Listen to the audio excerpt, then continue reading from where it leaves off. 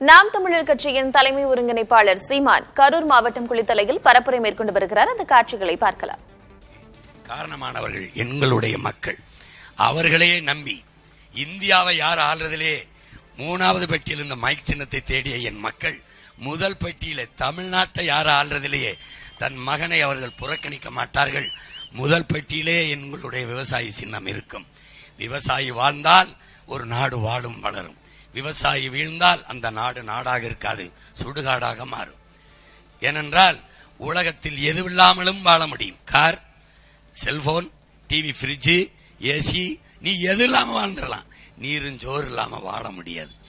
அதற்கு விவசாயி வாழ்ந்தாதான் உலகம் வாழ முடியும். அதனால்தான் சுழன்றும் ஏற்பின்னது உலகம், அதனால் உழந்தும் உழவே தலைன்னு வள்ளுவ பெருமகனார் 2000 ஆண்டுகளுக்கு முன்பு தந்தரளிய வேதத்திலே நமக்கு பாடி தந்திருக்கிறார். உழுதுண்டு வாழ்வாரே வாழ்வார், உழவன் தான் வாழ்வான், மற்றவரெல்லாம் தொழுதுண்டு பின் செல்வர், அவன்தான் மற்றவரையும் வாழ வைப்பான், அவனை தொழுதுண்டு உலகம் பின் செல்லுங்கிறான். அப்படிப்பட்ட உளவாண்மை குடிமக்கள் நிறைந்து வாழ்கிற நிலம் தமிழ் நிலம். அதிலே எச்சின்னமும் தோற்று போகலாம். ஒரு வேளாண் குடிமகன் விவசாய சின்னம் தோற்றதாக வரலாற்றில் செய்தி வரக்கூடாது. ஏனென்றால் உணவு இல்லை என்றால் உணவு இல்லை, உணவு இல்லை என்றால் உயிர்கள் இல்லை, உயிர்கள் இல்லை என்றால் உலகம் இல்லை. அதனால்தான் உங்கள் பிள்ளைகள் உழவை மீட்போம், உலகை காப்போம் என்ற முழக்கத்தை முன்வைத்து இந்த களத்திலே போட்டியிடுகிறோம். இங்கே என் தம்பி கூட சொன்னான், இங்கே வேட்டையாடுகிறதற்கு கூட இந்த மக்களின் வேட்டையாடுகிற உரிமையை கூட தடுத்து வைத்திருக்கிறது என்று. எந்த உரிமையை நமக்கு பெற்றுக் கொடுத்திருக்கிறார்கள்? எந்த உரிமையை? இந்திய நிலத்திலே எல்லா மாநிலத்திலும் கல் இருக்கிறது. கேரளாவில் இருக்கிறது, கர்நாடகாவில் இருக்கிறது, ஆந்திராவில் இருக்கிறது, அருகில் இருக்கிற புதுச்சேரியில் கூட இருக்கிறது. எல்லா நாட்டிலும் கல் இருக்கிறது. தாய்லாந்தில் இருக்கிறது, மலேசியா, சிங்கப்பூர், அமெரிக்கா, எல்லா நாடுகளிலும் இருக்கிறது. ஆனால் தமிழ்நாட்டில் மட்டும் கல் மதுவாயி தடை செய்யப்பட்டது ஏன்? எதனாலே? ஆனால் இந்த மாநிலத்தில் மட்டும்தான் நாட்டை ஆளுபவர்களுக்கு சாராய ஆலை இருக்கிறது. இவர்கள் சாராய கடை வருமானத்தை நம்பியே இருக்கிறார்கள்.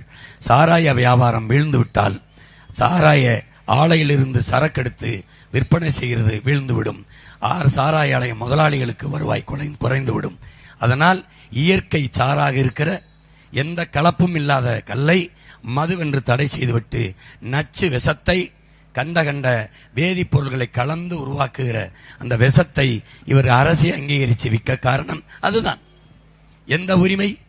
உழைக்கும் உழவர்குடி மக்கள், வேளாண்குடி மக்கள் விளைய வைத்த விளைபொருள்களை அகவிலையை உரிய விலையை கொடுத்து கொள்முதல் செய்து அதை வாங்குவதற்கு உரிமை இருக்கிறதா? அந்த பொருளை வாங்கி சேமித்து வைக்க சேமிப்பு கிடங்கு இதுவரை கட்டியிருக்கிறார்களா? இவர்கள் இறந்த உடலை புதைக்க கடற்கரையில் 2 ஏக்கர் 3 ஏக்கரை எடுத்து 100 கோடி 200 கோடிக்கு கல்லறை கட்டுகிறவர்கள். பிள்ளைகள் படிக்கிற பள்ளிக்கூடத்தை தரமாக கட்டி தந்தார்களா? எந்த அடிப்படை வசதியை நிறைவேற்றுகிறார்கள்? பயணிக்க பாதை, தரமான போக்குவரத்து, அல்லது எரிக்க தடையற்ற மின்சாரம், இல்ல குடிக்க தூய நீர், படிக்க சிறந்த கல்வி, பார்க்க வேலை, அல்லது வேலைக்கேற்ற சம்பளம், ஊதியம், எது ஒன்றை நிறைவேற்றி இருக்கிறார்கள்? எது ஒன்றை? இல்ல தரமான மருத்துவத்தை தன் நாட்டு மக்களுக்கு தந்தார்கள் என்ற செய்தி எதுவும் இல்லை. கரூர் மாவட்டம் குளித்தலை தொகுதியில் நாம் தமிழர் கட்சி தலைமை ஒருங்கிணைப்பாளர் சீமான் தேர்தல் பரப்புரையில் ஈடுபட்டார். தமிழ்நாட்டில் மட்டும் கள் தடை ஏன் என்று அவர் கேள்வி எழுப்பியிருக்கிறார். விவரங்களை பின்வரும் செய்திகளில் விரிவாக பார்க்கலாம்.